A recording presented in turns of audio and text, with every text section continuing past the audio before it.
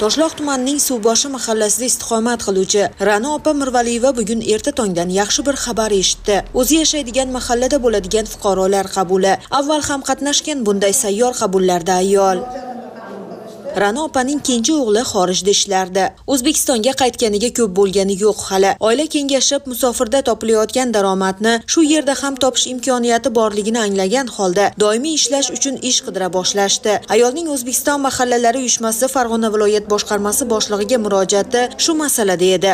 Muammo yechimiga esa 5 kunlik muddat belgilandi. To'rtinchi o'g'lim 25 ga kiryapti. Qo'lida ham pravasi ham bor. Endi hozirga kelib ishsiz, kredit bo'lsa ham qilib berilsa, o'zini o'zi tadbirkorlik qilsa yoki birorta ish qilsa, shunga men yordam so'rab chiqdim. Murojaatimni qabul qilishdi, boradigan bo'lishdi. Xursandman. Nimaga xursandman? Chiqsak hamma bizni tinglaydi, bizni og'irimizni yengil qilib berayotganiga xursandman. Hamma yo'q bor. Ishlasang pul topasan.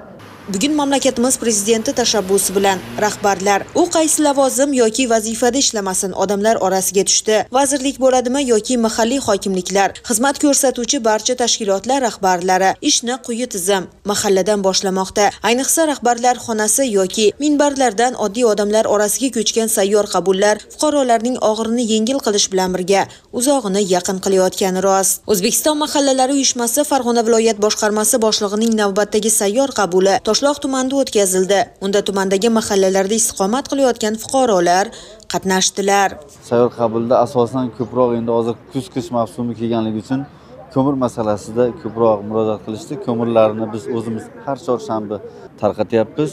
Bundan tashqari gaz ballonlarining o'z vaqtida kelishligi bo'yicha murojaatlar tushdi. Uni ham ijobiy hal qilindi. Bundan tashqari ko'cha chiroqlarini o'rnatish, tadbirkorlikka yo'naltirish bo'yicha murojaatlar tushdi. Murojaatlar o'z joyida ijobiy hal etildi. Azimjon ota Jo'rayevni ham bugungi sayyor qabulda murojaati bor. Kuz-qish mavsumida xonadonlarda ikkilamchi yoqilg'iga ham ehtiyoj paydo bo'ladi. Havoning erta sovishi esa nuroniyni xavotirga tushirmoqda. Oilasi bilan birga issiqxonasidagi ekinlar hamda chorvalarni ham qishning qirovli kunlaridan eson-omon olib chiqishi kerak. Boshqarma boshlig'i bilan muloqotlarda o'rtaga tashlangan masala esa shu kunning o'zida hal etilib, Azamjon ota xonadoniga ko'mir yoqilg'isi kelib tushdi. Ko'mirni iloji boricha tezroq olib, yozda tushirib olsak, xotirjam bo'lardik biz ham.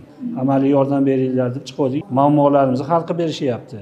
Avvalo prezidentimizga rahmat, shunchalik sharoitlar yaratib berayotganlariga.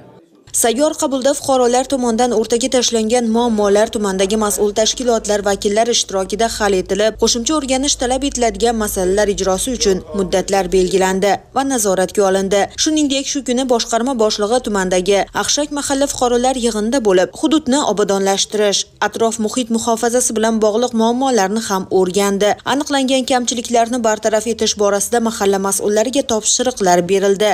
Yashil makon loyihasi doirasida mahalla hududidagi bo'sh yerlarga manzarali daraxt ko'chatlari o'tqazildi.